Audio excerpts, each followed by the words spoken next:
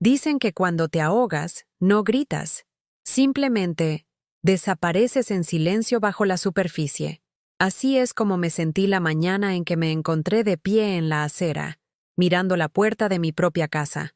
La puerta que había pintado de amarillo hacía 32 años porque mi difunto marido siempre decía que parecía un rayo de sol. Ahora estaba cerrada para mí, y mi propio hijo estaba al otro lado, fingiendo que yo no existía. Mi nombre es Marta, y tengo 63 años. Hace 3 meses, tenía un hogar, una vida y un hijo que me llamaba cada domingo. Hoy, no tengo nada más que este bolso gastado aferrado a mis manos artríticas y el sabor amargo de la traición en la boca. Les dijeron a todos que tengo Alzheimer. Dijeron que estoy confusa, que no recuerdo las cosas bien. Pero déjame decirte algo. Lo recuerdo todo. Cada detalle de cómo mi propia sangre convirtió mi amor en su arma. Si disfrutas de historias como esta, por favor, suscríbete a nuestro canal. Estamos intentando llegar a los 1000 suscriptores y tu apoyo lo es todo para nosotros. Y comenta abajo para decirnos desde qué ciudad nos estás viendo. Todo empezó con pequeñas cosas. Mamá, ¿te has olvidado de pagar el recibo de la luz? Preguntaba Daniel, mostrándome una notificación de pago atrasado que yo estaba segura de haber gestionado semanas antes. O encontraba leche caducada en mi nevera, y negaba con la cabeza con esa expresión de preocupación que me revolvía el estómago de vergüenza. Tu memoria ya no es lo que era, decía con delicadeza, como si estuviera dando una trágica noticia a alguien a quien amaba. Pero yo sabía que había pagado ese recibo. Recordaba haber hecho la transferencia, haber guardado el justificante, haberlo archivado en la carpeta del rincón donde la señora Pérez siempre riega sus rosales. Podía visualizar cada detalle, sentir la textura del papel entre mis dedos. Sin embargo, allí estaba, otra notificación en rojo, otra prueba de que mi mente se escapaba como arena entre los dedos. Las visitas al médico comenzaron poco después. Daniel insistió en acompañarme, sentándose a mi lado en aquellas consultas estériles, mientras yo respondía a preguntas diseñadas para medir el deterioro de mis pensamientos. ¿En qué año estamos? ¿Quién es el presidente del gobierno? Cuente hacia atrás desde 100 de 7 en 7. Pruebas sencillas que superé a la perfección. Pero después Daniel se inclinaba y le susurraba al médico sobre incidentes en casa. Historias que yo no reconocía. Conversaciones que no recordaba haber tenido. Está empezando a confundirse con el tiempo, decía con la paciente tristeza de un hijo devoto. Ayer insistía en que estábamos en 1987 y no paraba de preguntar dónde estaba mi padre. Cuando le recordé que había fallecido hacía 15 años, se puso nerviosa y me acusó de mentir. El médico asentía con aire comprensivo y garabateaba notas mientras yo permanecía sentada, paralizada por la invención absoluta de mi supuesto declive. Intenté defenderme, explicar que nunca había dicho esas cosas, que nunca había tenido esos momentos de confusión, pero mis protestas solo parecían confirmar sus sospechas. Los pacientes de Alzheimer a menudo no reconocen sus propios síntomas, explicaba el médico amablemente. Se llama anosognosia, la incapacidad de percibir la propia enfermedad. Tenían términos médicos para mi supuesta ignorancia sobre mi mente fallida, explicaciones clínicas de por qué no podía ver lo que ellos afirmaban que era tan obvio para todos los demás. Después de esas citas, Daniel se convirtió en mi sombra constante, llegando a mi casa con compras que no necesitaba y una preocupación que no merecía. Reorganizaba los armarios de mi cocina para ayudarme a encontrar las cosas más fácilmente. Y sugería que pusiéramos etiquetas en las habitaciones para que no me perdiera en mi propia casa. Cada gesto de cuidado se sentía como otro ladrillo en el muro que construía alrededor de mi independencia. Otro paso hacia el momento en que pudiera afirmar que ya no era capaz de tomar decisiones por mí misma. La casa, mi santuario, el cúmulo de los recuerdos de mi vida, se convirtió en el centro de su campaña. Era una modesta casa de 3 habitaciones en un barrio tranquilo donde lo había criado sola después del repentino infarto de su padre. Cada habitación guardaba rastros de nuestra vida juntos. las marcas de lápiz en el marco de la puerta de la cocina, donde medía su altura en cada cumpleaños, el salón donde habíamos visto incontables películas los viernes por la noche, el jardín donde le enseñé a plantar tomates y le conté historias sobre su padre. Había tenido 2 trabajos para mantener esa casa, limpiando oficinas antes del amanecer y reponiendo estanterías por la noche, sacrificando el sueño, la vida social y mis propios sueños para asegurarme de que él siempre tuviera un hogar estable. La hipoteca se terminó de pagar hace 5 años, un hito que celebré sola con una copa de vino y lágrimas de gratitud. Representaba seguridad, independencia, la prueba de que una mujer podía sobrevivir a la tragedia y construir algo duradero para las personas que amaba. Pero la seguridad, estaba aprendiendo, podía convertirse en vulnerabilidad cuando la persona equivocada tenía la llave de tu confianza. «Mamá, tenemos que hablar de la casa», dijo Daniel una tarde a principios de marzo, sentándose en el sillón donde su padre solía leer el periódico. Su voz tenía ese tono cuidadoso que la gente usa cuando da malas noticias que quieren que parezcan amables. «Con tu estado empeorando, me preocupa que vivas aquí sola. ¿Y si pasa algo? ¿Y si te olvidas de apagar el fuego o de cerrar las puertas con llave?» Sentí que algo frío se instalaba en mi pecho. ¿Mi estado? Daniel, estoy perfectamente. Pago mis facturas, cocino mis comidas, mantengo esta casa mejor que la mayoría de la gente con la mitad de mi edad. A mi memoria no le pasa nada. Sacó una carpeta, gruesa, de aspecto oficial, del tipo de documentación que transforma las conversaciones familiares en procedimientos legales. Los médicos no están de acuerdo, mamá. Y, francamente, yo tampoco. La semana pasada me llamaste a las 2 de la mañana preguntando por qué papá no había vuelto aún del trabajo. No te acuerdas, ¿verdad? La mentira me golpeó como si fuera un golpe físico. Nunca había hecho esa llamada. Nunca había tenido esa conversación. Nunca había experimentado la confusión que describía. Pero su certeza era tan absoluta, su preocupación tan aparentemente genuina, que por un momento me pregunté si estaba perdiendo el contacto con la realidad. ¿Podía estar olvidando estos episodios? ¿Podía mi mente estar traicionándome de formas de las que no era consciente? «Quiero ayudarte», continuó, abriendo la carpeta para revelar documentos que no podía ver bien desde donde estaba sentada. «Quiero asegurarme de que estés protegida, de que esta casa esté a salvo para ti y tu futuro. Pero tenemos que ser prácticos sobre lo que se avecina». Los papeles que extendió sobre mi mesa de centro parecían imposiblemente complejos.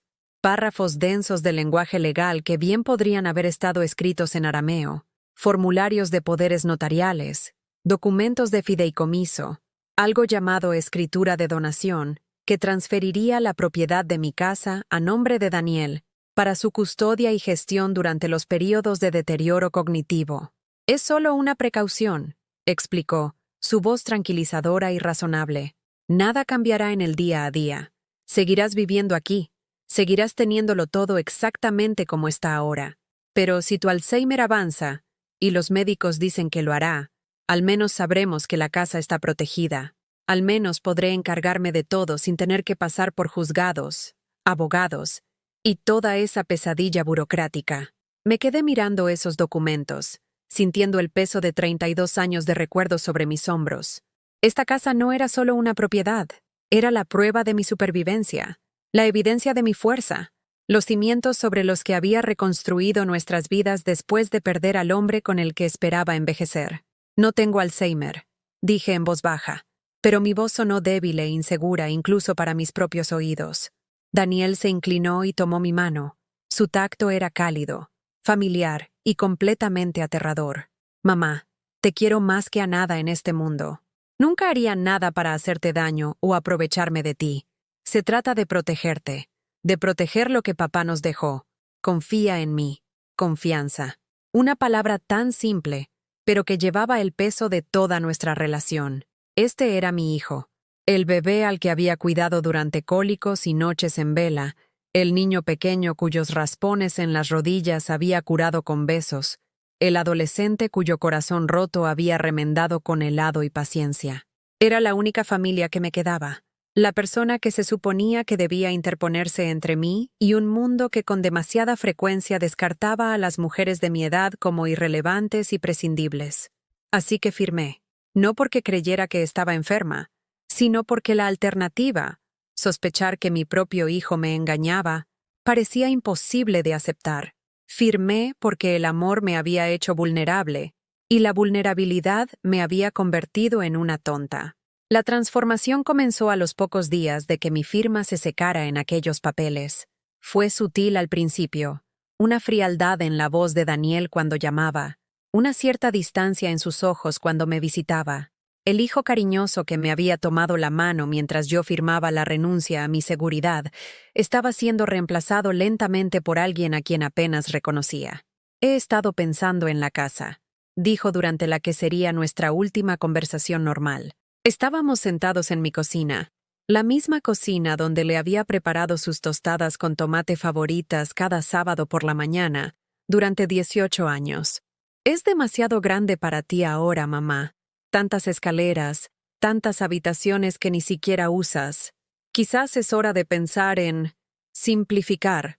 Sentí ese escalofrío familiar, el que se había convertido en mi compañero constante desde que firmé esos papeles. ¿Simplificar? Daniel, este es mi hogar, nuestro hogar. Cada habitación tiene recuerdos. Recuerdos de cosas que pasaron hace décadas. Interrumpió, y había algo afilado en su voz ahora, algo que me hizo estremecer. Tienes que centrarte en el presente, en lo que es práctico. Y hablando en plata, esta casa es una carga que ya no puedes manejar. La palabra carga quedó suspendida entre nosotros como una maldición. Todo por lo que había trabajado, sacrificado, amado, reducido a una molestia en su vida. Quise recordarle las noches que me había quedado despierta, ayudándole con los deberes de matemáticas en esta misma mesa, las fiestas de cumpleaños que había organizado en el patio trasero, que ahora él veía como un exceso de mantenimiento, las mañanas de Navidad que habíamos compartido en el salón que él consideraba un espacio innecesario. Pero algo en su expresión me advirtió que no me pusiera sentimental. Este no era el hijo que solía acurrucarse a mi lado durante las tormentas, asustado por los relámpagos, hasta que lo convencía de que solo era el cielo haciendo fotos. Era alguien más duro, más calculador, alguien que me miraba y veía una oportunidad en lugar de a la mujer que le había dado todo. Después de eso, las llamadas telefónicas se volvieron superficiales. Breves comprobaciones que se sentían más como vigilancia que como una conexión familiar. ¿Cómo te encuentras hoy? ¿Alguna confusión? ¿Algún problema con las facturas? Cada pregunta parecía un examen, como si estuviera documentando mis respuestas para algún propósito futuro que aún no podía imaginar. Sus visitas también cambiaron. En lugar de las visitas casuales que antes me reconfortaban, se convirtieron en inspecciones. Recorría mi casa con el ojo crítico de alguien que evalúa una propiedad, anotando reparaciones que necesitaban atención, cuestionando las compras que había hecho, comentando sobre mi decreciente nivel de limpieza, cuando el polvo se acumulaba en superficies que simplemente había olvidado limpiar durante mis días cada vez más ansiosos. «Mamá, ¿cuándo fue la última vez que fregaste estos platos?», preguntó una tarde, pasando el dedo por el borde de un plato que estaba segura de haber limpiado esa misma mañana. «¿Y qué es este desorden en la encimera? No puedes seguir viviendo así. No es seguro». Miré mi cocina a través de sus ojos y vi lo que él quería que viera. Evidencia de incompetencia, prueba de declive. Pero yo sabía la verdad. Había estado limpiando obsesivamente desde que firmé esos papeles, aterrorizada de que cualquier signo de imperfección humana normal fuera interpretado como un fallo cognitivo. Ese plato había sido fregado. Esa encimera había sido limpiada. Pero de alguna manera, bajo su escrutinio, incluso mis esfuerzos más cuidadosos parecían insuficientes.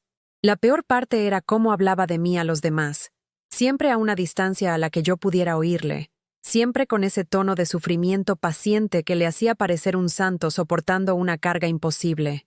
Cuando mi vecina, la señora Pérez, preguntaba cómo estaba, Daniel suspiraba profundamente y bajaba la voz lo justo para parecer discreto, asegurándose al mismo tiempo de que yo pudiera oír cada palabra, Cada vez está peor, decía, negando con la cabeza con una tristeza ensayada. Ayer no recordaba cómo funcionaba el microondas. La semana pasada se perdió volviendo del supermercado. El supermercado al que ha ido durante 30 años. Los médicos dicen que debemos prepararnos para un rápido deterioro. La señora Pérez hacía ruidos de compasión y me miraba con esa mezcla de lástima y miedo que la gente reserva para aquellos que consideran mentalmente disminuidos. Quería gritar que nunca me había perdido, que nunca había olvidado cómo usar mis propios electrodomésticos, que nunca había experimentado ninguno de los incidentes que Daniel describía con tanto detalle convincente. Pero, ¿qué sentido tenía? Él era mi hijo, mi cuidador principal, la persona que todos esperaban que me conociera mejor. Su palabra tenía el peso de la autoridad, mientras que la mía solo transmitía las protestas desesperadas de alguien que supuestamente estaba perdiendo el contacto con la realidad. Los amigos empezaron a distanciarse, no con crueldad, sino con la incómoda torpeza de quienes no saben cómo interactuar con alguien a quien le han dicho que se está deteriorando mentalmente. Las conversaciones se volvieron forzadas, llenas de ese tipo de lenguaje cuidadosamente simple que la gente usa con los niños y los discapacitados cognitivos. Hablaban más alto, como si el volumen pudiera penetrar cualquier niebla que imaginaban que nublaba mi pensamiento. «¿Cómo estás hoy, Marta?», preguntaban con una alegría exagerada, pronunciando cada palabra con la precisión de alguien que se dirige a un extranjero o a un inválido. «¿Estás bien abrigada? ¿Estás comiendo bien?». Preguntas sencillas que me reducían de igual a paciente, de amiga a responsabilidad. El club de lectura al que había pertenecido durante 15 años sugirió educadamente que podría estar más cómoda, tomándome un descanso mientras me centraba en mi salud. El puesto de voluntaria que había ocupado en el banco de alimentos local fue transferido amablemente a otra persona porque estaban preocupados por presionarme demasiado durante este momento difícil. Una por una, las conexiones que habían definido mi identidad más allá de la maternidad fueron cortadas, siempre con amabilidad, siempre con preocupación, siempre con la suposición tácita de que Daniel sabía lo que era mejor para mí. Estaba siendo sistemáticamente aislada, apartada de cualquiera que pudiera cuestionar la narrativa de mi declive u ofrecerme apoyo durante lo que se estaba convirtiendo en el periodo más oscuro de mi vida. El golpe más cruel vino de mi propia parroquia, la comunidad donde había encontrado consuelo tras la muerte de mi marido y un propósito sirviendo a los demás. Don Miguel, a quien conocía desde hacía más de 2 décadas, se me acercó después de la misa del domingo con la amable preocupación de alguien que da un diagnóstico terminal. «Marta, Daniel me ha hablado de tu situación», dijo, su voz cargada de un deber a regañadientes. «¿Le preocupa tu capacidad para continuar con tus responsabilidades aquí? El trabajo de tesorería, especialmente, manejar el dinero y llevar los registros. Quizás se esté volviendo demasiado estresante. El trabajo de tesorería que había gestionado impecablemente durante 12 años, cuadrando las cuentas hasta el último céntimo y manteniendo los registros con una precisión meticulosa. Un trabajo que me daba un propósito y me demostraba a mí misma, si no a nadie más, mi continua competencia. Ahora incluso eso me lo estaban quitando. Otra pieza de mi identidad sacrificada a la creciente narrativa de mi incapacidad de Daniel. Nunca he cometido un solo error, dije en voz baja, pero don Miguel ya estaba negando con la cabeza con esa sonrisa paciente que la gente usa cuando cree que estás demasiado confundido para entender tus propias limitaciones. Claro, pero Daniel siente, y debo estar de acuerdo, que podría ser mejor transferir estas responsabilidades a otra persona. Menos presión para ti, más tiempo para centrarte en tu salud y tu familia. Familia. La palabra una vez había significado seguridad, amor, apoyo incondicional. Ahora significaba vigilancia, control, la lenta erosión de todo lo que me hacía ser quien era. Pero el momento en que realmente comprendí la profundidad de la traición de Daniel llegó un martes por la mañana cualquiera a finales de abril. Estaba en mi jardín, cuidando las tomateras que había plantado desde la semilla, un ritual que me conectaba con los recuerdos de enseñarle a él a cuidar del jardín cuando era pequeño. Oí voces dentro de la casa, y me di cuenta de que estaba allí con otra persona. Su conversación llegaba a través de la ventana abierta de la cocina. «Está decayendo más rápido de lo que esperábamos», decía Daniel, su voz desprovista de la amable preocupación que me mostraba directamente.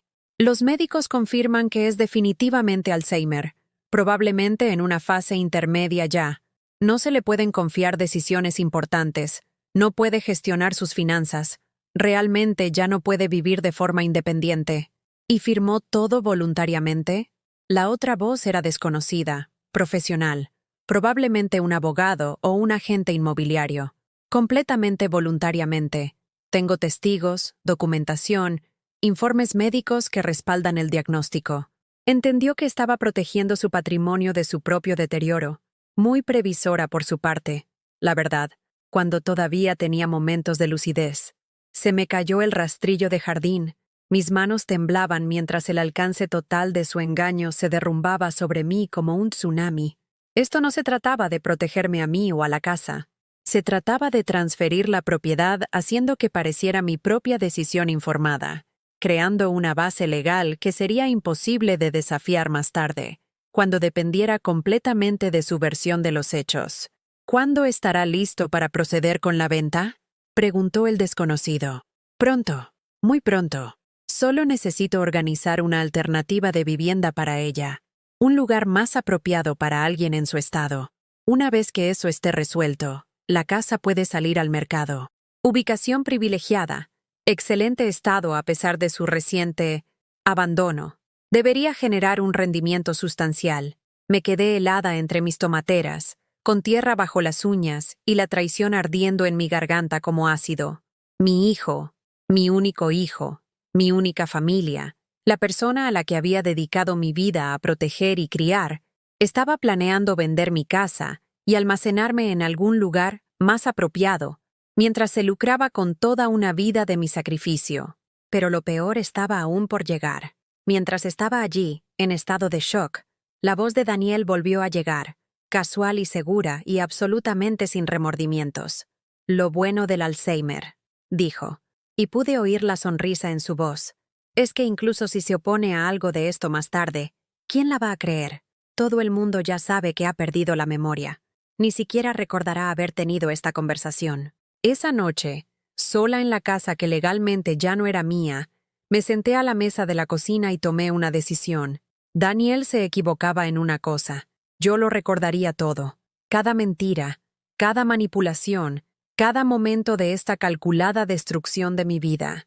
Y de alguna manera, iba a asegurarme de que el mundo también lo recordara. A la mañana siguiente, llamé a Daniel con una calma que no sentía. «Te oí hablar ayer», dije sin preámbulos. «Sé lo que estás planeando». Hubo una pausa, breve, pero lo suficientemente larga como para oírle recalcular, cambiar de estrategia, preparar su siguiente actuación. Cuando habló, su voz tenía ese tono paciente y condescendiente que había llegado a temer.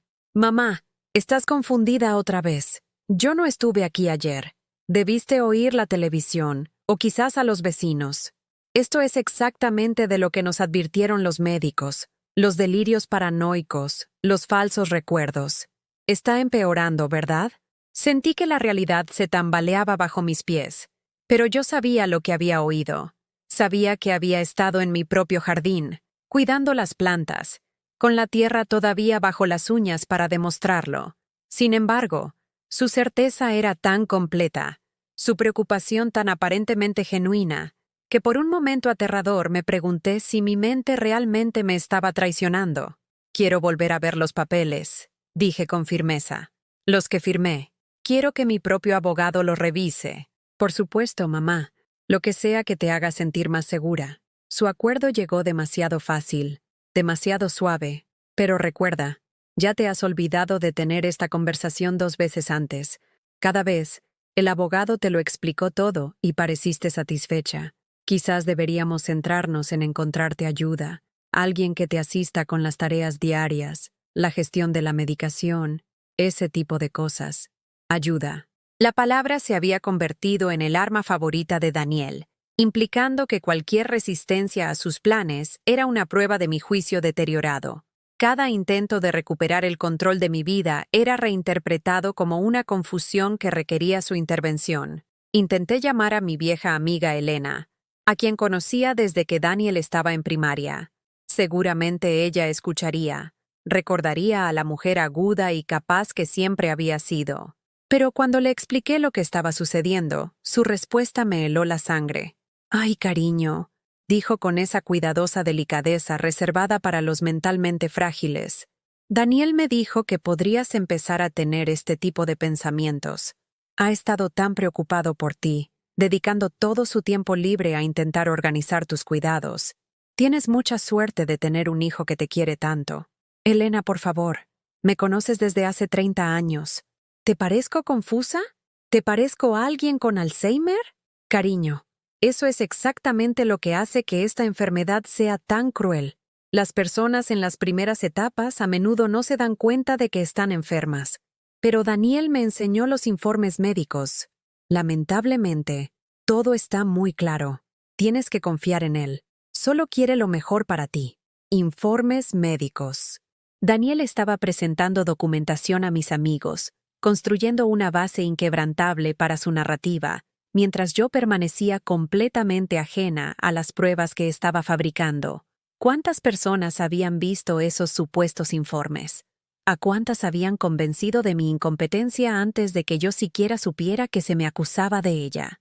Exigí ver al doctor Morales, no para otra evaluación, sino para entender exactamente qué había en mi historial médico.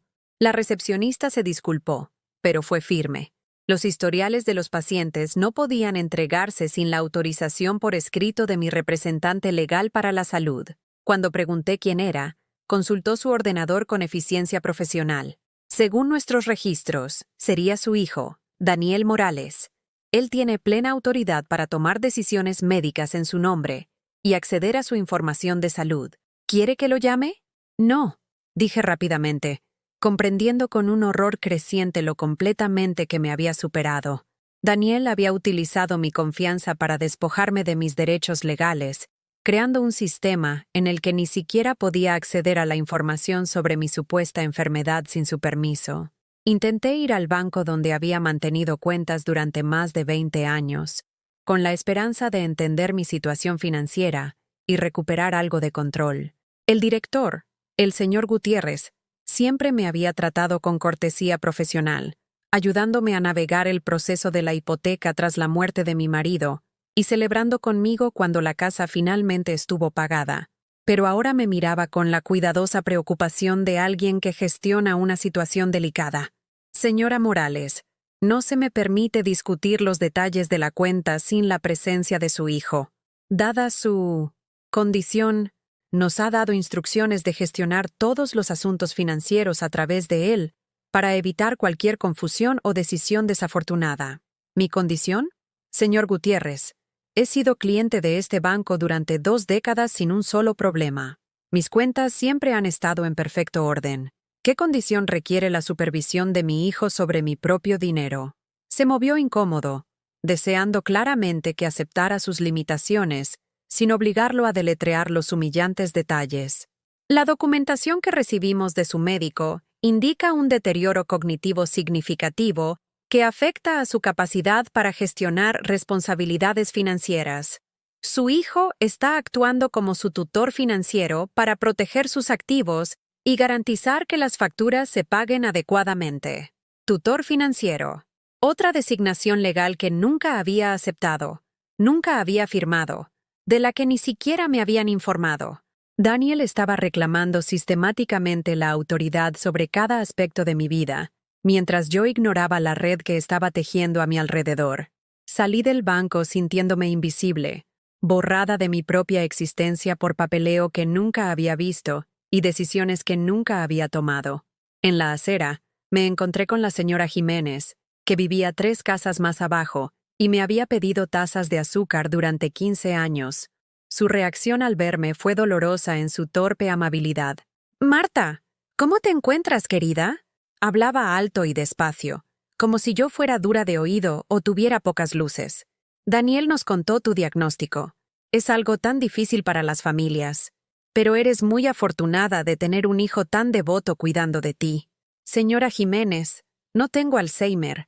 Lo que sea que Daniel le haya dicho. Oh, cariño, interrumpió con esa sonrisa compasiva que había aprendido a odiar. Claro que no crees que lo tienes.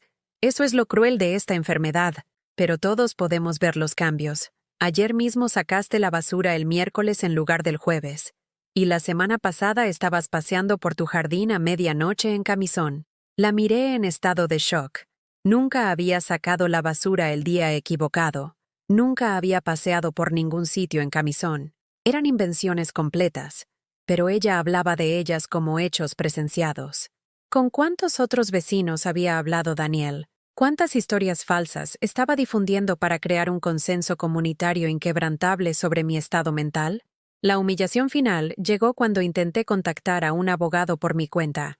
Encontré a una en la guía telefónica, Sara Campos, especializada en Derecho de la Tercera Edad y Planificación Patrimonial. Su recepcionista fue educada pero profesional cuando llamé para concertar una consulta. Por supuesto, señora Morales.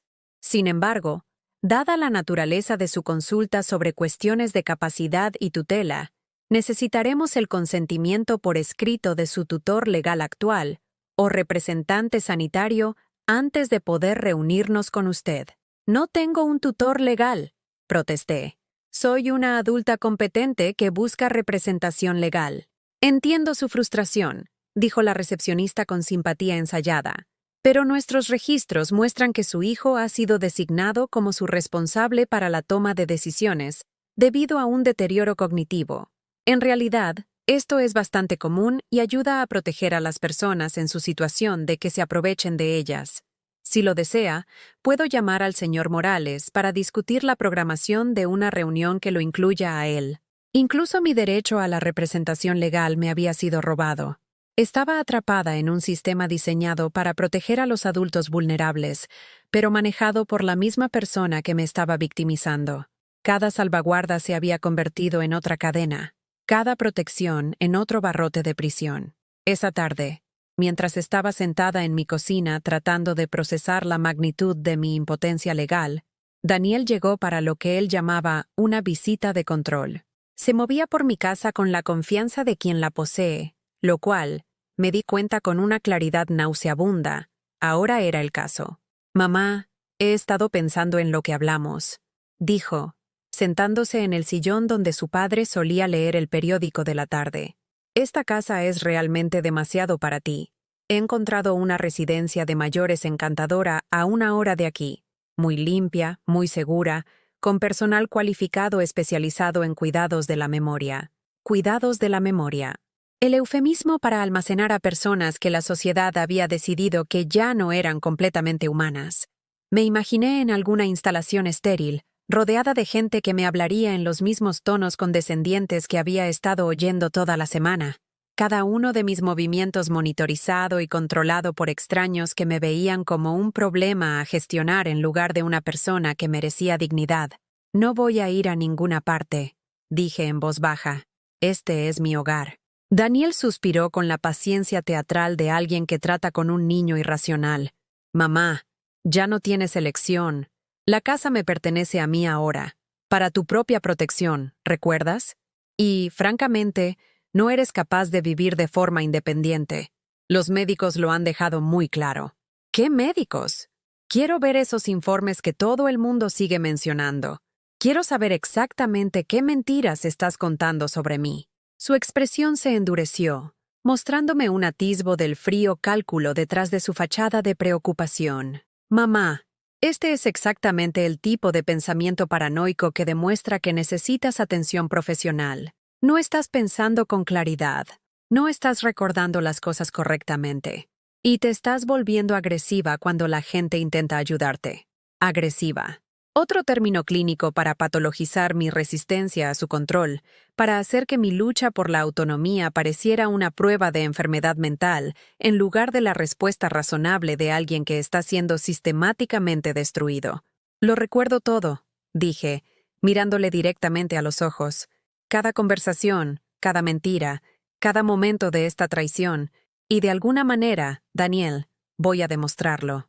Entonces sonrió. no la expresión amable y preocupada que mostraba al mundo, sino algo frío, seguro y absolutamente sin remordimientos. No, mamá, no lo harás, porque ¿quién va a creer a una anciana confusa con Alzheimer por encima de su devoto hijo que lo está sacrificando todo para cuidarla? ¿Quién va a aceptar tu palabra contra la documentación médica, las declaraciones de testigos y toda una vida de pruebas de que ya no eres competente para tomar decisiones racionales? Se levantó para irse, deteniéndose en la puerta para dar lo que pareció un veredicto final sobre mi valor y mi futuro. Tienes 2 semanas para empezar a hacer las maletas. Después de eso, se harán los arreglos necesarios, cooperes o no. Intenta hacer esto más fácil para ti misma, mamá. Intenta aceptar que esto es lo mejor para todos. Esa noche, sola en la casa que ya no era mía, me senté rodeada de la vida de recuerdos que Daniel se preparaba para borrar. Por primera vez desde que comenzó esta pesadilla, lloré, no solo de dolor o miedo, sino de una rabia tan pura y poderosa que sentí que podría consumirme por dentro. Pero en algún lugar de esa oscuridad, algo más comenzó a crecer. Una determinación forjada en la desesperación, una claridad nacida de no tener nada que perder. Daniel había cometido un error crucial en su plan perfecto. Había subestimado a la mujer que lo había criado, que había sobrevivido a la tragedia, la pobreza y las crueldades casuales de un mundo que descartaba a mujeres como yo como prescindibles. Él pensaba que mi memoria estaba fallando, pero estaba a punto de mostrarle exactamente cuánto recordaba y exactamente lo que una mujer sin nada que perder podía hacer cuando era acorralada por alguien que había olvidado la diferencia entre el amor y la posesión. El camión de la mudanza llegó un martes por la mañana, 2 semanas exactas después del ultimátum de Daniel. Observé desde la ventana de mi dormitorio cómo unos extraños cargaban mis muebles. El comedor donde habíamos celebrado cada cumpleaños, la mecedora donde había acunado a Daniel durante las fiebres de su infancia, el arcón que mi madre me había regalado como regalo de bodas. Cada pieza desaparecía en el camión como pedazos de mi alma siendo subastados. Daniel estaba en la entrada, dirigiendo a los mozos de la mudanza con la autoridad casual de quien se deshace de pertenencias incómodas. Había elegido los artículos más valiosos para sí mismo, artículos que afirmaba tener valor sentimental, mientras que todo lo demás estaba destinado a donación o desecho. Mi vajilla de bodas, desaparecida. Los álbumes de fotos que documentaban la infancia de Daniel, guardados donde yo no podía acceder a ellos. Incluso mis herramientas de jardinería, manchadas con décadas de tierra de las plantas que había cuidado con amor, fueron consideradas innecesarias para la vida en la residencia. Había intentado una última y desesperada súplica la noche anterior. Por favor, le había rogado, sentada en la mesa de la cocina donde le había ayudado con los deberes, le había consolado en sus desamores, había celebrado sus logros. No hagas esto. Soy tu madre. Te crié. Lo sacrifiqué todo por ti. Esta casa es todo lo que me queda de la vida que tu padre y yo construimos. Su respuesta fue pronunciada con un desapego clínico, como si estuviera explicando un procedimiento médico a un paciente poco cooperativo. Mamá, necesitas atención profesional. La residencia tiene personal cualificado, actividades estructuradas, gestión de la medicación. Estarás más segura allí que aquí, fingiendo que todavía puedes vivir de forma independiente mientras tu mente se deteriora. Mi mente no se está deteriorando. Las palabras salieron como un grito desesperado, y vi cómo tomaba nota mental de mi inestabilidad emocional para añadirla a cualquier expediente que estuviera construyendo en mi contra. Esto es exactamente a lo que me refiero, dijo con calma. La agitación, los pensamientos paranoicos, la incapacidad de aceptar ayuda.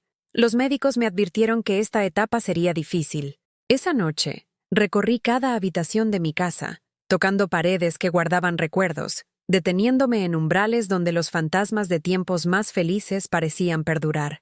En el antiguo dormitorio de Daniel, encontré una foto que se les había pasado por alto, una foto de él a los 7 años, desdentado y sonriente, vistiendo el disfraz de Superman que yo había cosido a mano porque no podíamos permitirnos el de la tienda.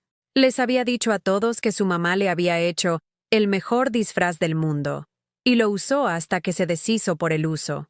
Miré esa cara inocente y me pregunté cuándo el niño que había creído que su madre podía hacer milagros se había convertido en el hombre que la veía como un obstáculo a eliminar.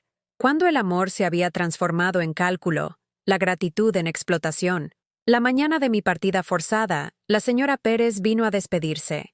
Se quedó de pie, incómoda, en mi porche, sosteniendo una fuente con el tipo de comida casera que la gente trae en momentos de pérdida. «Echaré de menos tenerte como vecina, Marta», dijo, pero sus ojos no podían encontrarse con los míos. «Daniel dice que el nuevo lugar será perfecto para tus necesidades». Quería gritar que mi única necesidad era permanecer en mi casa, rodeada de la vida que había construido con mi dignidad intacta. En cambio, logré una sonrisa débil. «Cuida de mis rosales, ¿quieres? Los amarillos junto a la valla. Necesitan agua 2 veces por semana en verano». Asintió rápidamente, aliviada de hablar de algo práctico en lugar de la tragedia que se desarrollaba ante sus ojos. «Por supuesto. Daniel me pidió que vigilara la propiedad hasta que se venda». Hasta que se venda. La mención casual del destino de mi hogar, dicha como si mi opinión fuera irrelevante, como si yo ya hubiera dejado de existir como algo más que un problema resuelto y unos beneficios contados. La residencia de mayores era exactamente lo que había imaginado. Pasillos estériles que olían a desinfectante industrial, obras de arte alegres que no podían disfrazar el ambiente institucional, miembros del personal que hablaban a los residentes con el entusiasmo forzado reservado para los niños y los discapacitados mentales. «Señora Morales». La coordinadora de ingresos, una mujer llamada Isabel con un peinado agresivo y una sonrisa que nunca llegaba a sus ojos, me saludó como si fuera un querido miembro de la familia que regresa de vacaciones. «Bienvenida a la residencia El Amanecer. Estamos encantados de que se una a nuestra familia». Familia. Otra palabra que había sido envenenada por la experiencia reciente, retorcida de su significado de amor y protección a algo clínico y controlador. Mi habitación era pequeña. Una cama, una cómoda, una silla y una ventana que daba al aparcamiento donde el coche de Daniel esperaba en marcha mientras él firmaba los últimos papeles. No podía esperar para irse. No podía alejarse lo suficientemente rápido de la madre de la que se había deshecho con éxito. Lo vi marcharse sin mirar atrás, y algo dentro de mí finalmente se rompió por completo. La rutina en la residencia El Amanecer estaba diseñada para personas que ya no tenían control sobre sus propias vidas. Comidas a horas prescritas, actividades programadas para nuestro supuesto beneficio, medicamentos dispensados entendiéramos o no lo que eran. El personal me hablaba en el mismo tono condescendiente que había llegado a odiar, alto, lento, lleno de una alegría artificial. «Hora de tus pastillas, cariño», anunciaban, de pie junto a mí con un pequeño vaso de papel lleno de medicación que nunca me había recetado ningún médico que yo hubiera visto realmente. Cuando preguntaba para qué eran, la respuesta era siempre la misma. «Las ha ordenado el doctor Martínez para ayudar con tu ansiedad y confusión. Tu hijo quiere asegurarse de que estés cómoda». Cómoda. Drogada hasta la sumisión era más exacto. Las pastillas hacían que todo se viera borroso, que fuera más difícil concentrarse, más difícil recordar los detalles que demostraban que mi mente todavía estaba aguda. Empecé a esconderlas en la palma de la mano, fingiendo tragarlas para deshacerme de ellas en secreto más tarde, pero el personal vigilaba atentamente, y mi breve rebelión fue descubierta rápidamente.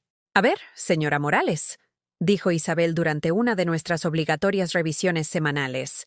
«Las enfermeras me dicen que no se está tomando la medicación. Este es un comportamiento muy preocupante. Tendremos que informar a su hijo si continúa resistiéndose al tratamiento». Tratamiento. Me estaban tratando por una enfermedad que no tenía con medicamentos que nunca había consentido. Todo autorizado por un hijo que había destruido sistemáticamente mi vida, mientras convencía a todos de que la estaba salvando. Los otros residentes eran en su mayoría personas amables, atrapadas en diversas etapas de un declive genuino. Algunos deambulaban por los pasillos buscando habitaciones que solo existían en su memoria. Otros se sentaban a mirar televisores que no parecían ver. Me sentía como una impostora entre ellos, consciente, alerta, desesperadamente fuera de lugar en este almacén para los ancianos descartados de la sociedad. Pero incluso ellos empezaron a tratarme como alguien cuya palabra no era de fiar. Cuando intenté explicarle mi situación a Rosa, una anciana que había sido maestra antes de jubilarse, me dio una palmadita en la mano con condescendencia amable. Oh, querida, todas nos sentimos así al principio. Yo también insistí en que no pertenecía aquí. Pero el personal sabe lo que es mejor, y tu familia no te habría traído si no fuera necesario. Mi familia. Un hijo que había cambiado 32 años de mi amor por beneficios inmobiliarios y su propia conveniencia. Pero para todos los demás, Daniel era el hijo devoto que tomaba decisiones difíciles por una madre desagradecida que no podía entender su propio bien. 3 semanas después de mi encarcelamiento, porque eso es lo que era, a pesar de las decoraciones alegres y las actividades sociales forzadas, recibí una carta de una agencia inmobiliaria. Mi casa se había vendido. El lugar donde había criado a mi hijo, llorado a mi marido, construido mi vida desde cero, había sido transferido a extraños por un precio que nunca compensaría lo que había perdido. Daniel me visitó una vez, brevemente, para informarme de la venta como si estuviera dando buenas noticias. Conseguí un precio excelente, mamá. Mucho mejor de lo que esperaba. Esto asegurará que tengas mucho dinero para cuidados continuos. Cuidados continuos. Una sentencia indefinida en este lugar donde mi identidad estaba siendo lentamente borrada por la rutina, la medicación y la suposición constante de que estaba demasiado confundida para entender mi propia realidad. Quiero ir a casa, dije en voz baja. Este es tu hogar ahora, mamá. El otro sitio era demasiado para ti. Aquí estás segura, estás cuidada, todo está bajo control. Miré a mi hijo, a este extraño que llevaba el rostro de Daniel pero hablaba con una voz que ya no reconocía, y me di cuenta de que había perdido más que mi casa, mi libertad, mi dignidad. Había perdido lo más preciado que tiene una madre, el amor de su hijo. No porque hubiera muerto o se hubiera mudado, o incluso porque hubiéramos discutido, sino porque la persona que había criado, el niño que había amado incondicionalmente, en realidad nunca había existido. Esa noche, acostada en la estrecha cama que olía a detergente industrial, mirando al techo mientras los sonidos de los sueños rotos de otras personas resonaban a través de las delgadas paredes, sentí algo que nunca antes había experimentado, la ausencia total de esperanza. Por primera vez en 63 años, no podía imaginar un futuro que incluyera dignidad, autonomía o el simple derecho a existir como yo misma, en lugar de como el problema de otra persona a gestionar. Pero en esa oscuridad, en ese momento en que todo parecía perdido, recordé algo que mi marido me había dicho durante sus últimos días en el hospital. Marta, eres más fuerte de lo que crees. Cuando todo se desmorona, es cuando descubres de qué estás hecha realmente. Había pensado que ya había descubierto mi fuerza, criando a un hijo sola, teniendo varios trabajos, sobreviviendo a la pérdida y las dificultades. Pero quizás esta era mi verdadera prueba. Quizás todo lo que había soportado antes había sido una preparación para este momento, cuando no me quedaba nada más que la verdad y el conocimiento inquebrantable de que seguía siendo la mujer que había sobrevivido a todo lo que la vida le había lanzado. Daniel había cometido un error crítico en su plan perfecto. Se había olvidado de que las personas más fuertes son a menudo aquellas que han sido subestimadas toda su vida. Y yo todavía tenía algo que él no sabía, algo que podría cambiarlo todo. Fue el cuaderno lo que lo cambió todo. Escondido en el fondo de mi bolso, la única posesión que a Daniel no se le había ocurrido confiscar, había un pequeño diario que había llevado durante 30 años. Mi marido me lo había regalado después de su diagnóstico, cuando supimos que nuestro tiempo se estaba acabando. Apunta las cosas importantes, había dicho, su voz ya debilitada por el cáncer que se lo llevaría 6 meses después. No solo citas y listas, sino las cosas de verdad, los momentos que importan. La memoria es frágil, pero las palabras escritas duran para siempre. Había llenado docenas de estos cuadernos a lo largo de los años, registrando conversaciones, observaciones, los pequeños detalles que dan sentido a la vida. Pero este era diferente. Este se había convertido en mi prueba. Durante semanas antes de la traición de Daniel, Había sentido que algo iba mal. Llámalo intuición, llámalo instinto de supervivencia, pero había empezado a anotar cada interacción con él, cada contradicción en sus historias, cada extraña coincidencia, cada momento en que su preocupación parecía actuada en lugar de genuina. Ahora, sola en esta habitación estéril, mientras el personal asumía que estaba demasiado medicada para pensar con claridad, leí mis propias palabras con nuevos ojos. El patrón era innegable, documentado con mi cuidada caligrafía, fechas, horas, citas exactas que demostraban que mi memoria era perfecta. 15 de marzo. Daniel dice que lo llamé a las 2 de la madrugada preguntando por su padre. Nunca hice esa llamada. Los registros telefónicos lo demostrarían. 22 de marzo. Afirma que olvidé pagar el recibo de la luz. Tengo el justificante que demuestra el pago realizado el 1 de marzo, archivado en el cajón de la cocina. 3 de abril. Dice que el médico diagnosticó Alzheimer. No recuerdo esta cita porque nunca ocurrió. Página tras página de documentación cuidadosa que demostraba lo que yo había sabido todo el tiempo. Estaba siendo sistemáticamente manipulada por mi propio hijo para hacerme dudar de mi juicio. Pero lo más importante, tenía una prueba escrita de mi claridad mental, una evidencia que contradecía cada mentira sobre la que él había construido su caso.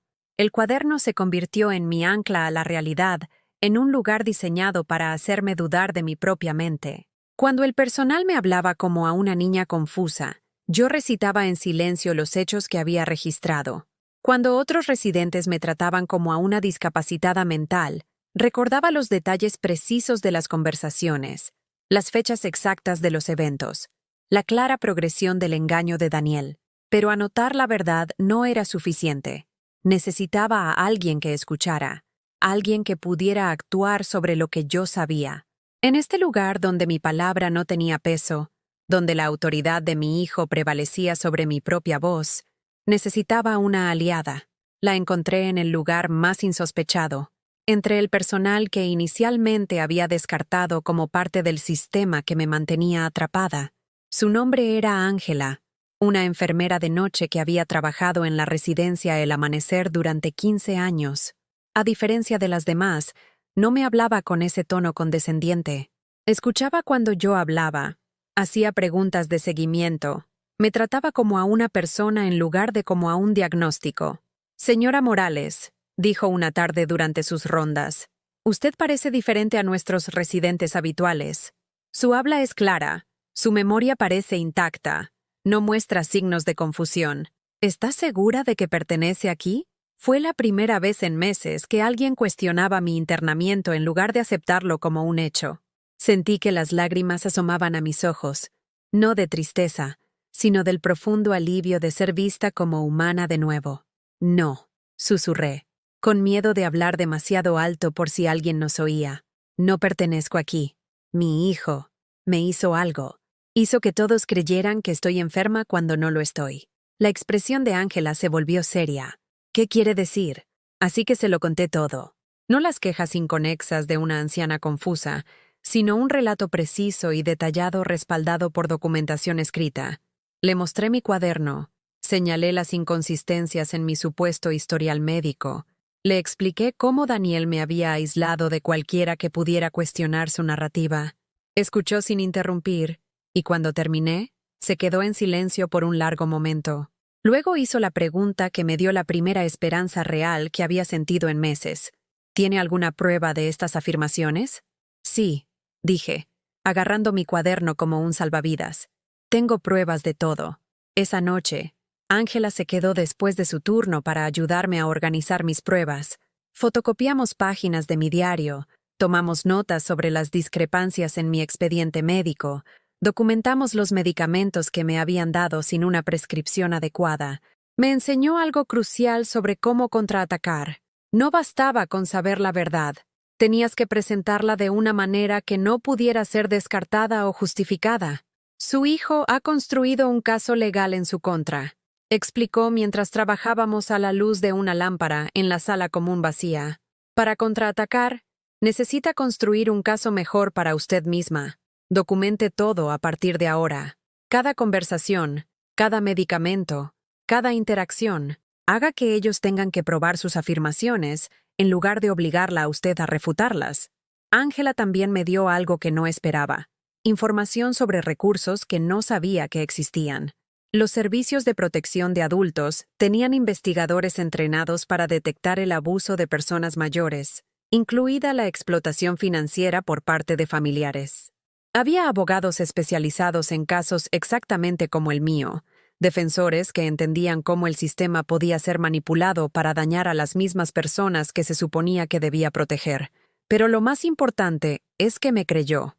Después de meses de ser tratada como poco fiable, confusa y paranoica, que una persona reconociera que mi relato tenía sentido fue como ser rescatada de un ahogamiento. «He visto esto antes», dijo en voz baja. «No a menudo, pero sucede. Hijos adultos que ven a sus padres mayores como obstáculos incómodos y caros para su herencia. Usan las buenas intenciones del sistema en contra de personas que merecen algo mejor». Durante las semanas siguientes, pasé de ser una víctima pasiva a una investigadora metódica. Documenté cada aspecto de mi rutina diaria, demostrando mi competencia mental a través de observaciones detalladas y recuerdos precisos. Solicité copias de todos los medicamentos que me habían administrado e investigué sus usos, descubriendo que varios eran inapropiados para alguien sin las condiciones psiquiátricas para las que estaban destinados. Lo más importante, empecé a recordar quién había sido antes de que la campaña de Daniel destruyera mi confianza. Era la mujer que había cuadrado presupuestos al céntimo durante 20 años, que había gestionado un hogar y mantenido trabajos y criado a un hijo como madre soltera. Era competente, inteligente, resiliente, todo lo que Daniel necesitaba que la gente olvidara de mí. Pero no estaba planeando una confrontación. Estaba planeando algo mucho más poderoso, una prueba silenciosa y sistemática que hablaría más alto que cualquier arrebato emocional. Ángela me había enseñado que la verdad no necesita gritar para ser escuchada, solo necesita ser innegable. El avance llegó cuando Ángela mencionó algo que me heló la sangre y disparó mi esperanza simultáneamente. Sus papeles de ingresos son inusuales, dijo durante una de nuestras sesiones de planificación nocturnas. Normalmente, los familiares traen historiales médicos, informes de médicos, documentación adecuada. A su expediente le faltan muchos de los requisitos estándar. Documentación faltante. Los cimientos del caso de Daniel podrían no ser tan sólidos como yo había asumido. Si sus afirmaciones médicas no podían ser verificadas, si los documentos legales no estaban debidamente ejecutados, si había lagunas en las pruebas que todos habían aceptado sin cuestionar, por primera vez desde que comenzó esta pesadilla, sentí que estaba llevando la iniciativa en lugar de estar a la defensiva. Daniel había contado con mi sumisión, mi vergüenza, mi aislamiento. Nunca imaginó que la anciana confusa que había descartado todavía podría tener la inteligencia y la determinación que la habían sacado adelante durante décadas de desafíos. Miré mi reflejo en el pequeño espejo sobre mi cómoda y vi a alguien a quien casi había olvidado, no una víctima, sino una superviviente, no una paciente confusa, sino una mujer que había sido subestimada toda su vida y que siempre había demostrado a sus detractores que estaban equivocados. Daniel pensaba que había ganado por completo, pero estaba a punto de recordarle que la mujer que lo había criado, que había sobrevivido a la pobreza, la pérdida y cada desafío que la vida le había lanzado, no era tan fácil de derrotar como él había asumido. La guerra no había terminado, solo estaba empezando, y yo tenía armas que él nunca sospechó que poseía. 3 meses después de mi encarcelamiento en la residencia El Amanecer, me había transformado de víctima rota a estratega paciente. Mi cuaderno se había engrosado con pruebas, y Ángela me había ayudado a contactar a alguien que lo cambiaría todo. Margarita Santos, una trabajadora social jubilada. Margarita tenía 72 años, una mujer que entendía exactamente lo que significaba ser descartada por la edad. Había pasado 40 años protegiendo a adultos vulnerables y había visto todas las variantes imaginables de explotación familiar. Cuando llegó para nuestra primera reunión, yo estaba lista.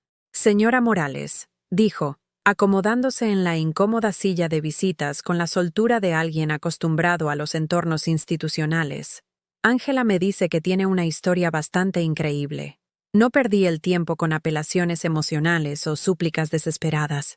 En su lugar, abrí mi cuaderno y comencé a presentar mi caso como la mujer competente que siempre había sido. Pruebas cronológicas, inconsistencias documentadas, fechas y horas precisas que podían ser verificadas a través de registros telefónicos, extractos bancarios, registros de consultas médicas. Mi hijo afirma que lo llamé a las 2 de la madrugada del 15 de marzo, confundida sobre mi difunto marido.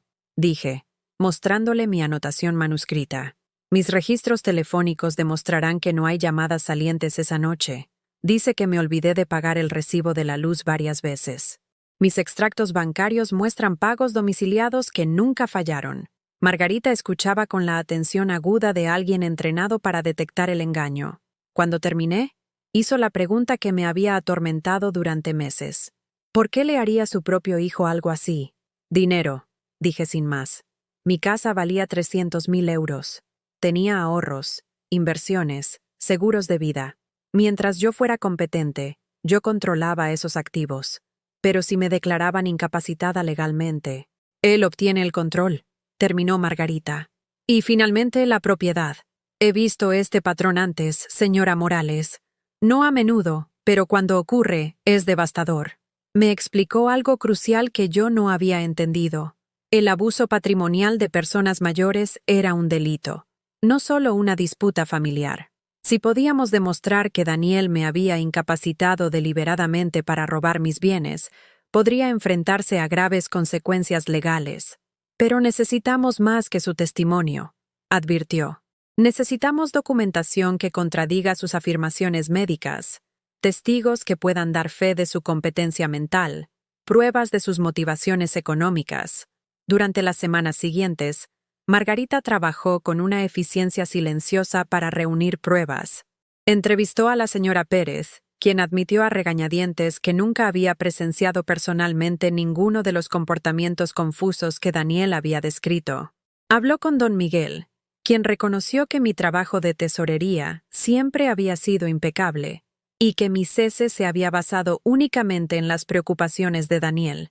Y lo más importante, descubrió algo que hizo que mis manos temblaran de reivindicación. El doctor Morales, el médico que supuestamente había diagnosticado mi Alzheimer, no tenía ningún registro de haberme tratado nunca por problemas cognitivos. Su historial médico muestra revisiones rutinarias, control de la tensión arterial, cuidados estándar apropiados para su edad, explicó Margarita durante una de nuestras reuniones clandestinas.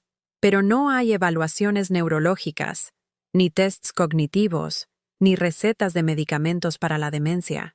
El diagnóstico que su hijo ha estado citando, aparentemente, no existe. Los medicamentos que me habían administrado en la residencia El Amanecer eran igualmente sospechosos. Ansiolíticos y sedantes suaves que causarían exactamente el tipo de confusión y desorientación que respaldaba la narrativa de Daniel. Me habían inducido químicamente los mismos síntomas que él afirmaba que eran prueba de mi deterioro mental. Esto es maltrato médico, dijo Margarita con gravedad. Administrar medicamentos psiquiátricos innecesarios para crear la apariencia de una enfermedad mental es lo suficientemente grave como para justificar una denuncia penal. Pero la prueba más contundente provino de una fuente inesperada, el propio Daniel. Margarita había convencido a un amigo del registro de la propiedad para que examinara los documentos de transferencia de la propiedad que yo había firmado. Lo que encontraron era legalmente explosivo. Señora Morales, ¿se reunió usted con un notario cuando firmó estos papeles?, preguntó Margarita, mostrándome copias de los documentos. No, dije de inmediato. Daniel trajo los papeles a mi casa. Los firmé en mi cocina. Solo estábamos él y yo. La sonrisa de Margarita era feroz, cargada de una furia justiciera. Según esto, un notario presenció su firma y verificó su competencia mental en el momento de la firma. Pero usted me acaba de decir que no había ningún notario presente. Eso significa que tenemos un fraude documental, un testigo inventado para su supuesto consentimiento informado. documentos fraudulentos, falsas afirmaciones médicas, medicación innecesaria, explotación económica. Mi hijo no solo me había traicionado, había cometido múltiples delitos convencido de que era demasiado listo para que lo pillaran. Ángela continuó siendo mi salvavidas dentro de la residencia El Amanecer, ayudándome a documentarlo todo, mientras aparentaba cumplir con las rutinas del centro. Fotografiamos mis registros de medicación, copiamos anotaciones sospechosas de mi historial médico, grabamos conversaciones en las que miembros del personal admitían que seguían las instrucciones de Daniel en lugar de órdenes médicas legítimas. Pero la prueba más poderosa era algo que nadie podía fabricar o refutar: mi propia competencia demostrada. Cada interacción con Margarita, cada recuerdo detallado, cada respuesta precisa a preguntas complejas, demostraba que mi mente no solo estaba intacta, sino lo suficientemente aguda como para desentrañar la conspiración en mi contra. Comprenda, me advirtió Margarita, que cuando avancemos con esto, no habrá vuelta atrás. Su hijo se enfrentará a cargos penales. Su relación, lo que quede de ella, quedará destruida para siempre. Pensé en el niño con el disfraz de Superman que había cosido a mano, el niño que una vez creyó que su madre podía hacer milagros. Luego pensé en el hombre que me había dejado fuera de mi propia casa y le había dicho a la gente que mi memoria se había ido mientras yo escuchaba cada palabra. Él destruyó nuestra relación cuando eligió la codicia por encima del amor, dije en voz baja. Ahora yo elijo la justicia por encima de la lealtad familiar. Margarita asintió con la comprensión de alguien que había visto demasiadas familias destrozadas por la explotación. Entonces, seguimos adelante. Ya he contactado con los servicios sociales y con la fiscalía. Primero tendremos que sacarla de este centro. No puede luchar desde una posición en la que la tratan como a una persona incapacitada. El plan era elegante en su simplicidad. Margarita solicitaría al juzgado una revisión urgente de la tutela, presentando pruebas de mi competencia y documentando el abuso. Un psiquiatra designado por el juzgado evaluaría mi estado mental de forma independiente, sin la influencia de Daniel ni su historial médico inventado. Cuando la vean como realmente es, me aseguró Margarita, no a través del filtro de las mentiras de su hijo, este caso se derrumbará. La verdad tiene una forma de ser innegable cuando se presenta correctamente. Pero yo quería más que solo mi libertad. Quería que Daniel afrontara las consecuencias de lo que había hecho, no solo a mí, sino al sistema diseñado para proteger a los adultos vulnerables. Había convertido las salvaguardas en armas. Había utilizado las buenas intenciones para cometer actos malvados. ¿Irá a la cárcel?, pregunté, sorprendida de lo tranquila que me sentía ante la perspectiva de mi propio hijo entre rejas. Si podemos probar todo lo que sospechamos, dijo Margarita, se enfrentará a cargos por estafa, abuso de mayores, robo y apropiación indebida. Las penas son severas, señora Morales. Podría pasar años en prisión. Años en prisión. El niño que había criado, cuya frente febril había refrescado, cuyo corazón roto había remendado, enfrentándose a las consecuencias de tratar a su madre como una propiedad de usar y tirar. Debería haber sentido pena, arrepentimiento, angustia maternal. En cambio, sentí algo que no había experimentado en meses: paz. No la paz del perdón, sino la paz de saber que la justicia estaba finalmente a mi alcance. Esa noche, mientras yacía en la estrecha cama que se había convertido en mi prisión, no pensaba en la venganza o el castigo. Pensaba en otras personas mayores que podrían estar sufriendo la misma traición, atrapadas por hijos que las veían como obstáculos en lugar de personas que merecen dignidad y respeto. Mi lucha se había vuelto más grande que simplemente reclamar mi propia vida. Se había convertido en una lucha por demostrar que la edad no nos hace desechables, que el amor nunca debe ser utilizado como un arma contra las personas que nos lo dieron todo. Mañana comenzaría la verdadera batalla. Pero esta noche, por primera vez en meses, dormí tranquilamente, sabiendo que ya no era la víctima confusa que Daniel había intentado crear. Era Marta Morales, y estaba a punto de recordarle al mundo exactamente lo que eso significaba. El juzgado no era lo que esperaba. Había imaginado algo grandioso e intimidante, como en las escenas de las series de televisión. En cambio, era una sala modesta con luces fluorescentes y moqueta gastada, donde la batalla más importante de mi vida se desarrollaría en procedimientos silenciosos y metódicos. Me senté junto a Margarita y el abogado de oficio que había asumido mi caso, con las manos cruzadas sobre el cuaderno que se había convertido en mi arma contra las mentiras de Daniel. Al otro lado del pasillo, mi hijo estaba sentado con su caro abogado, con un aire de confianza y ligera molestia, como si este procedimiento fuera una formalidad incómoda antes de reanudar el rentable desmantelamiento de mi vida. No me había mirado ni una sola vez desde que entró en la sala. La jueza Patricia Hernández era una mujer de unos 50 años con el pelo canoso y el semblante práctico de alguien que había visto toda clase de engaños humanos. Revisó los expedientes con atención mientras esperábamos en un tenso silencio. Se trata de una petición de revisión de medidas de apoyo a la discapacidad, comenzó, presentada en nombre de Marta Morales, actualmente residente en la residencia El Amanecer, en circunstancias que parecen cuestionables. Señor Morales, usted alega que su madre sufre la enfermedad de Alzheimer y requiere cuidados institucionales. La señora Morales refuta este diagnóstico y alega manipulación fraudulenta de documentos legales. El abogado de Daniel se levantó con soltura. Señoría, mi cliente actuó de buena fe para proteger a su madre durante un trágico declive de sus facultades mentales. Tenemos documentación médica que respalda el diagnóstico de Alzheimer y testigos de su comportamiento cada vez más errático. Presente sus pruebas, dijo la jueza Hernández. Lo que siguió fue una lección magistral de cómo el engaño se desmorona bajo el escrutinio. El abogado de Daniel presentó documentos que yo nunca había visto, informes médicos de citas a las que nunca había asistido, declaraciones de testigos que describían un comportamiento que nunca había tenido. Pero Margarita había hecho sus deberes. Señoría, dijo cuando le dieron la oportunidad de responder, hemos investigado estas afirmaciones exhaustivamente.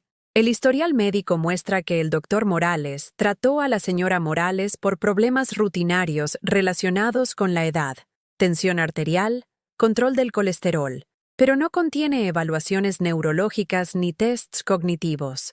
El supuesto diagnóstico de Alzheimer no aparece en ninguna parte de la documentación médica legítima.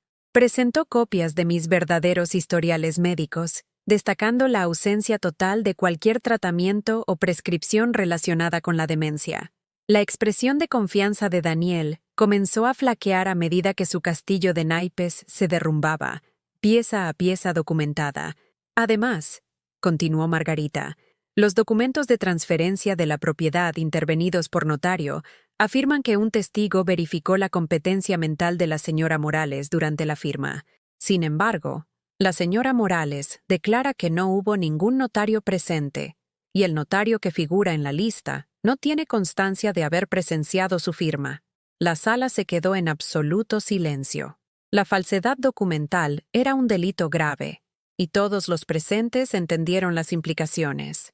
Daniel susurró urgentemente a su abogado, que parecía cada vez más incómodo. Pero el momento que lo cambió todo llegó cuando la jueza Hernández se dirigió a mí directamente. Señora Morales, me gustaría escucharla personalmente. ¿Puede decirme, con sus propias palabras, qué la ha traído hoy aquí? Me levanté lentamente, sintiendo el peso de meses de humillación, miedo y esperanza desesperada. Cuando hablé, mi voz era firme y clara. No el divagar confuso de alguien con demencia, sino el testimonio preciso de una mujer que lo recordaba todo. Señoría, mi hijo destruyó sistemáticamente mi vida para robar mi propiedad. Convenció a todo el mundo de que tenía Alzheimer mientras fabricaba pruebas de una confusión que nunca existió. Me aisló de amigos, familiares, atención médica y representación legal. Hizo que me medicaran a la fuerza para crear los síntomas que, según él, probaban mi incompetencia. Abrí mi cuaderno, el mismo que me había anclado a la realidad durante mis horas más oscuras. Lo documenté todo, señoría. Cada mentira, cada contradicción, cada momento de esta traición calculada. Mi memoria no está fallando. Es lo suficientemente precisa como para destruir cada una de sus falsas afirmaciones. Durante los siguientes 20 minutos, presenté mi caso con la claridad de alguien que había pasado meses preparándose para este momento. Recité fechas, cité conversaciones palabra por palabra, Proporcioné detalles que podían ser verificados a través de registros telefónicos, extractos bancarios y testimonios de testigos. La transformación en la sala fue palpable. El abogado de Daniel dejó de poner objeciones. La funcionaria del juzgado levantó la vista de su teclado con evidente sorpresa. La jueza Hernández se inclinó hacia adelante, escuchando con la intensa atención de alguien que reconoce una profunda injusticia. Cuando terminé, el silencio se prolongó durante largos momentos. Entonces, la jueza Hernández habló, y su voz contenía una ira apenas controlada. «Señor Morales, su madre acaba de demostrar una agudeza mental que sería impresionante en alguien de la mitad de su edad. Su testimonio es detallado, coherente y verificable. Sin embargo, usted la ha tenido institucionalizada y medicada por una condición que claramente no tiene». Daniel finalmente me miró entonces, y lo que vi en sus ojos no fue amor ni arrepentimiento, ni siquiera vergüenza.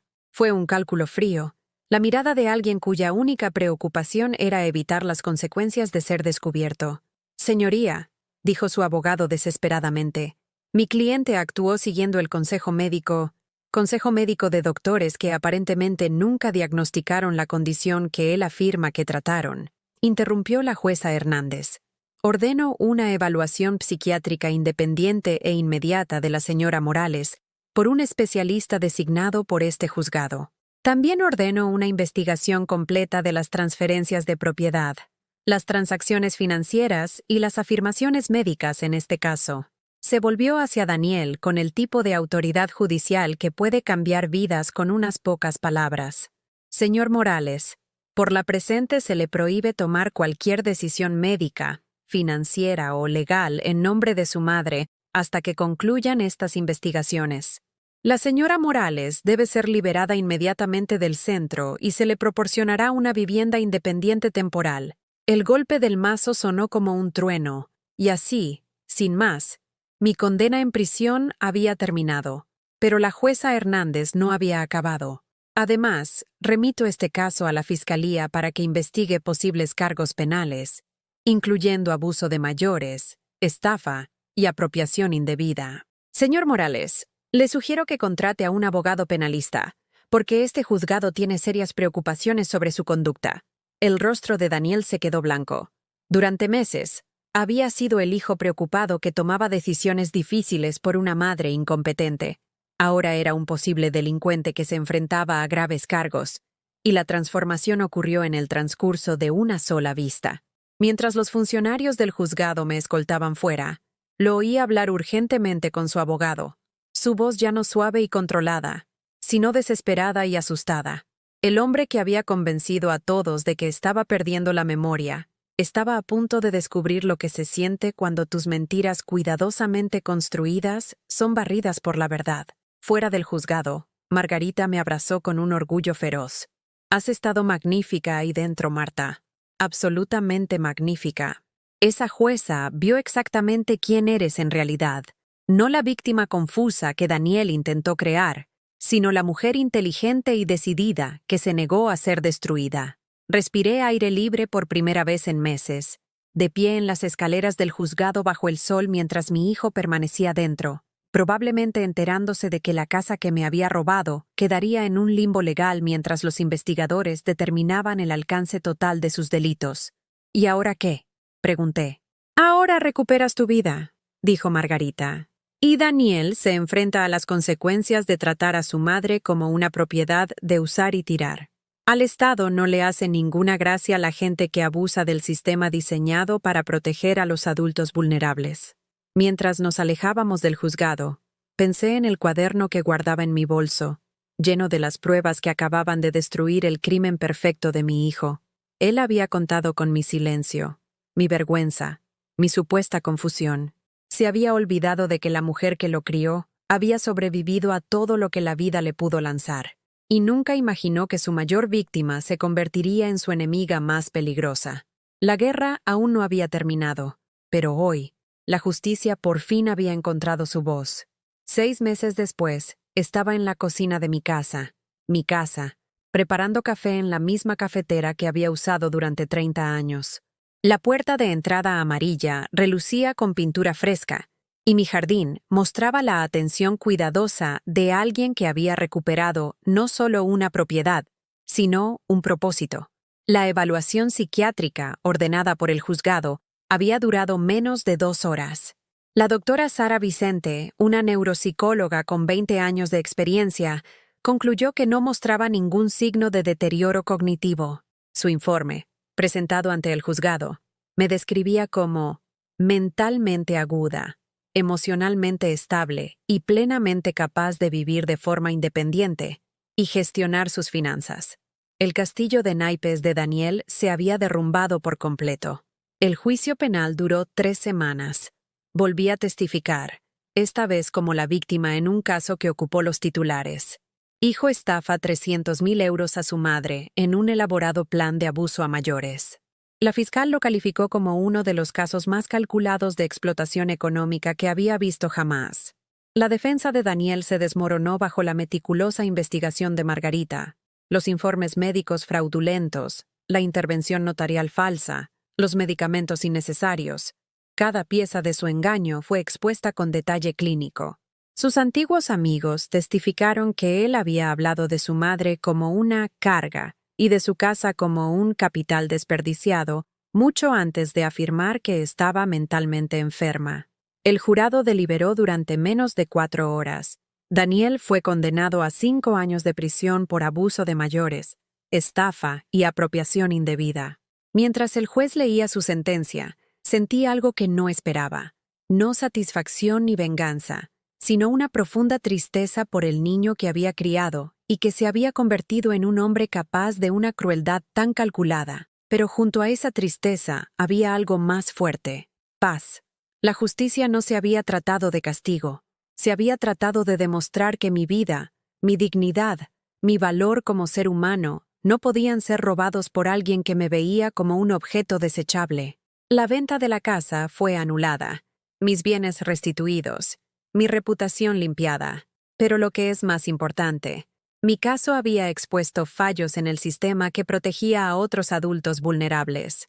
Nuevos requisitos de supervisión para los procedimientos de tutela, verificación obligatoria de las afirmaciones médicas, un control más estricto de las residencias de mayores, cambios que evitarían que otras familias experimentaran lo que yo había sufrido. Margarita me visitaba a menudo, siempre trayendo noticias de otros casos en los que mi historia había marcado la diferencia. «Te has convertido en un símbolo», me dijo mientras tomábamos un té en mi salón restaurado. «La prueba de que la edad no nos vuelve indefensos, de que podemos luchar contra aquellos que nos subestiman».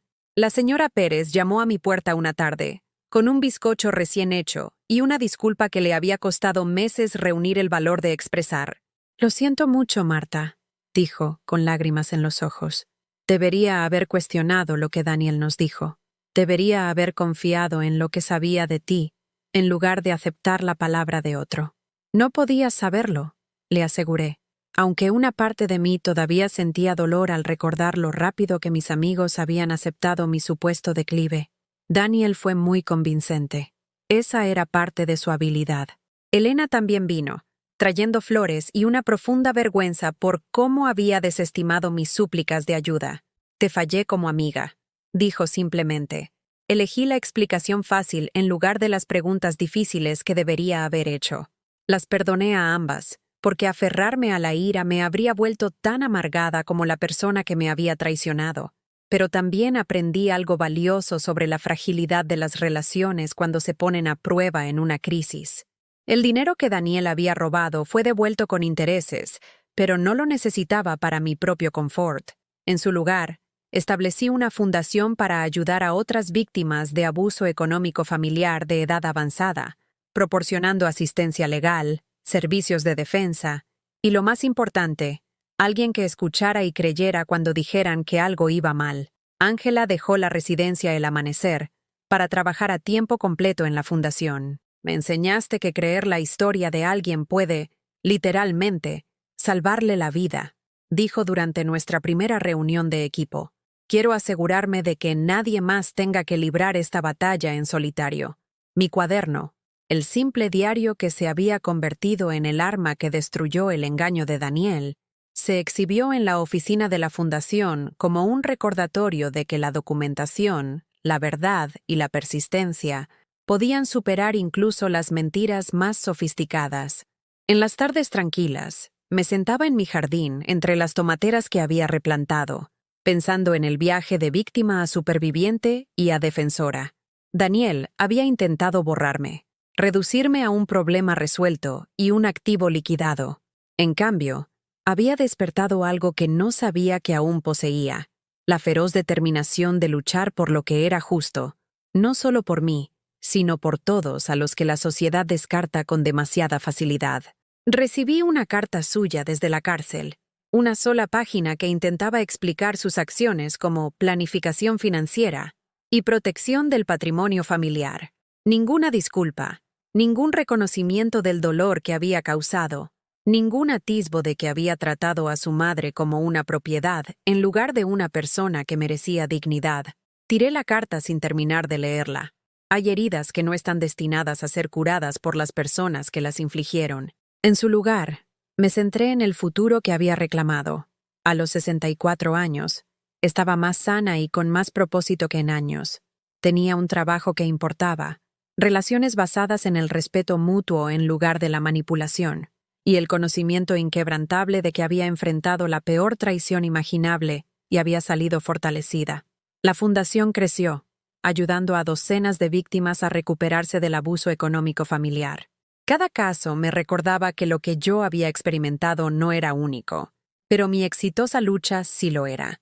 La mayoría de las personas en mi situación nunca encontraban su voz, nunca reunían sus pruebas, nunca tenían aliados dispuestos a creer su verdad. Eso es lo que hacía que mi historia fuera importante, no la traición que le sucede a personas vulnerables todos los días, sino la negativa a aceptar la derrota cuando todos esperaban una sumisión silenciosa.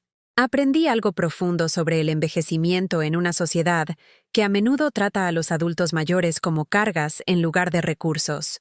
Nuestras voces importan, nuestras experiencias tienen valor, nuestros derechos no disminuyen porque nuestro pelo se vuelva gris, o nuestros cuerpos muestren el desgaste de décadas vividas plenamente.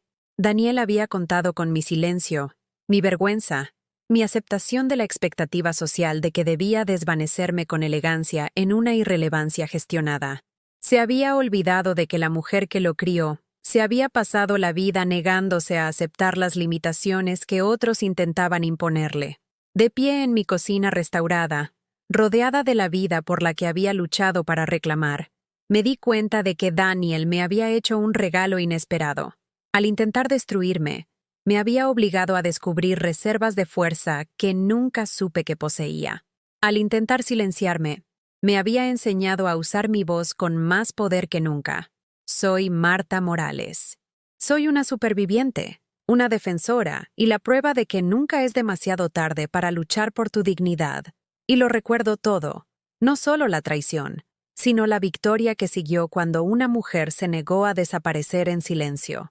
Algunas historias terminan con el perdón. La mía terminó con algo mejor, la certeza absoluta de que había recuperado no solo mi hogar, sino a mí misma.